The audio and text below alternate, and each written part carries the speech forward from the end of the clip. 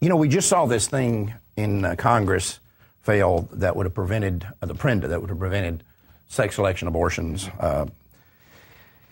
There was an interesting response from that by the pro-aborts that I thought was very telling.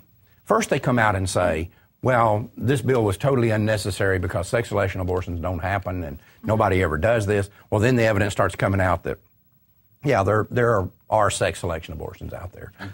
But then a couple of days later, their story changed and they quit saying it doesn't happen and started saying this bill should have failed because it would have denied all these millions of women a basic constitutional right. Now, let me ask a question here. They need to pick a lie and stick to it. Either they never happen, and so nobody's denied anything, or they do happen, and millions of women are denied this constitutional right. Which one is it? Let's make them pick a lie and stick to it. Well, start with that it's not constitutional to start Well, that's with. right, but that's another issue. This is the same old line, Mark, and I said this from day one when this whole sex selection thing came bursting on the scenes. I thought this is a lot like saying the sky is blue.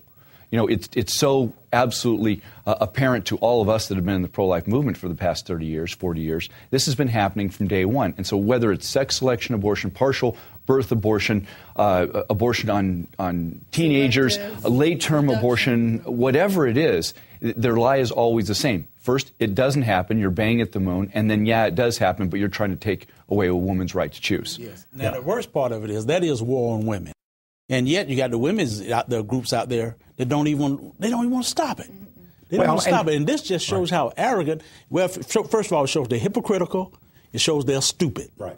If anything, if you protect your own people, at least you got to try to stop it. And it shows they're more pro-abortion than anything else. Yes. The NAACP is more pro-abortion than they are pro-black. The National Organization for Women are more pro-abortion than they are pro-woman. The Democratic Party is more pro-abortion than they are pro-American. That's just the way it is across the board. Being pro-abortion trumps every other issue. That's right. And, you know, but the reality here is that we need to think about this. These are peripheral issues, very peripheral issues.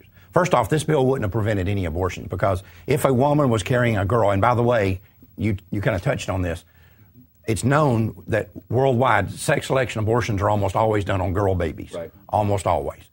But if a woman wanted let's say you outlawed sex selection abortion and a woman had a girl she didn't want and wanted a boy instead, she'd just go in and say, I just don't want to be pregnant. This is not. You don't need that excuse. Right. Or she can go in and lie and say, well, I'm pregnant with a girl and I want a boy. Or she can turn it around where she lies and get what she wants. Well, and the pro-aborts understand that. They know good and well. Right. And that's one reason, by the way, you can even hear it on some of the National Abortion Federation tapes we've got, where they say, we don't really want to know what the reason is. It's none of our business. Right. Whatever her reasons are her reasons. See, I thought a better issue on this, I actually called the bill Pretenda, because they're really pretending on the whole thing was about sex selection abortion. But the blacks are the ones that got thrown under the bus on this deal. Thrown under the bus on this. I mean, the original intent had race selection in there as well. I thought that was a more winning issue than a sex selection abortion. Absolutely. Yeah. They took it out. They took it out at the last minute. I mean, this is another example of Republicans selling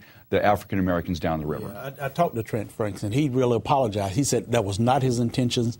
He wasn't behind that, and the leadership for the Republican Party really thought it had a stronger, better. I'm getting tired of these people just compromising. I think they need to go all out with something and don't back off. About that recently, but I've known Trent Franks, who was the sponsor of this bill in the House, and I've known him for many years since he was a state rep in Arizona, and he's a good guy, and this was never his intent to do this. But leadership ends up doing it. They take it out, and look, if they would have played Moffitt 21 on the congressional floor and then voted on this, it would have been a completely different outcome. Well, one thing we need to understand is we always hear this nonsense about common ground between pro-aborts and pro-life people.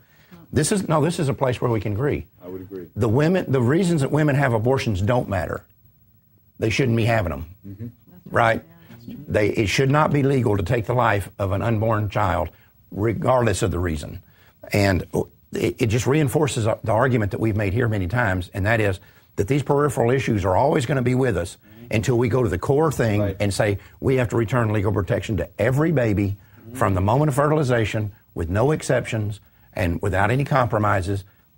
Until the time comes that we do that, we're just kind of nibbling around the edges of this stuff.